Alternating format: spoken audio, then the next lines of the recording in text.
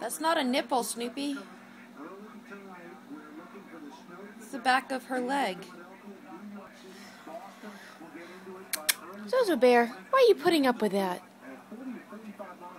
Snow will be falling at a rate of 1 to 3 inches per hour.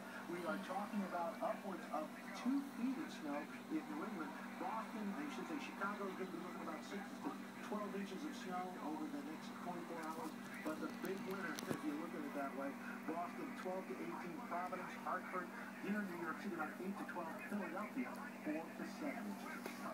That's what's going on around the country. Here's what's happening in your neck of the woods.